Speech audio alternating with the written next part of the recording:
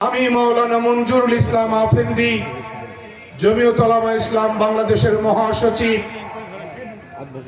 এবারে নির্বাচনে নীলফামারী ১ ডোমারডিমলা সংসদীয় আসনে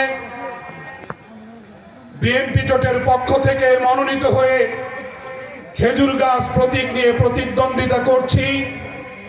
আপনাদের সবার স্বতঃস্ফূর্ত সহযোগিতা সহায়তার মধ্য দিয়ে আমি নির্বাচনী পথ অতিক্রম করবার চেষ্টা করছি।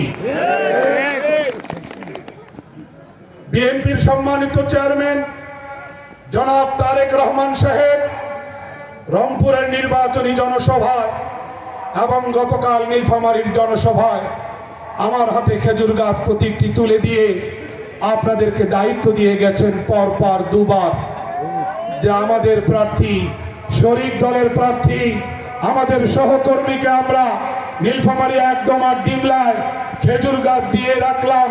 আপনারা দেখে রাখবেন, তারা আমাদের আন্দোলন সংগ্রামের সাথী।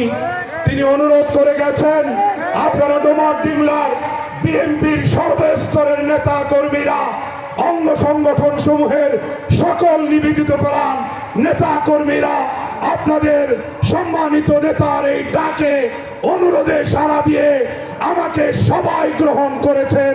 এই কৃতজ্ঞতা প্রকাশ করার ভাষায়